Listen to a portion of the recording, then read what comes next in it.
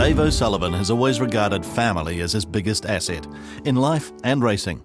Indeed, it's difficult to separate the many O'Sullivan racing achievements over the years, as Dave, Lance and Paul each played a significant part. Racing acknowledged as much when the award for Outstanding Contribution in Racing Excellence went to the O'Sullivan family. Solo recognition for the family mentor came a few years later. By the time Dave retired, he had trained 1,877 winners, a New Zealand record, and many were ridden by Lance. He had accumulated 11 trainers' premierships, the first one in 1978-79, the others in partnership with Paul. Yet Dave's own father never wanted him to go racing. Dave was destined for work in a menswear shop in Te Aroha until he convinced his father to allow him to take up a jockey apprenticeship.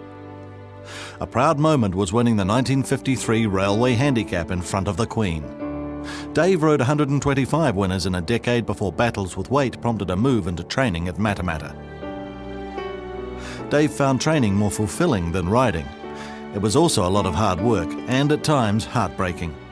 Yet he felt the sense of achievement was much greater. One of the early training thrills for the O'Sullivans was Upik's Hawke's Bay Guineas win.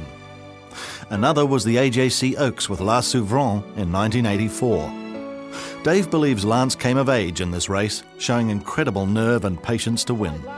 But Karahoe's in front, La Souveraine, Sanita and Mapley Heights closing in. It'll all La Souveraine. We've won a few and a great time. We've been beaten a few times, but you just got to appreciate, just what goes on in a race. And I think undoubtedly the Bone Crusher and Wavy Star that day was just. I was still watching it on video, and I cannot believe that these two great horses can take off half a mile from home, left the rest of the field for dead, and just pour it on. That's great racing. 100 out, Bone Crusher, our Waverley Star, stride for stride, nothing in it. Our Waverley Star, the rails, Bone Crusher the outside, and Bone Crusher races into equine immortality. A Cox Plate eventually came their way, but it was the Japan Cup win which showed the world the skill of the O'Sullivans. Just shading Auguri Cap, which is coming on strongly.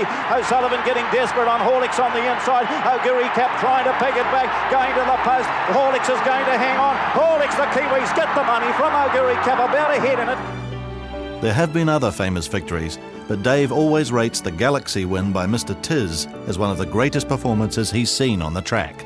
It's With Me coming at Festal. Varicos is starting to charge home in third place, but getting close to home. Festal, With Me, Varicos, and look at Mr. Tiz. He's going to beat them all. Mr. Tiz, the New Zealander, has come from second last, and that's his real form today. By the time Dave finally handed over the reins at Wexford, he'd been amongst the top 3 on the trainers' list for the previous 19 years.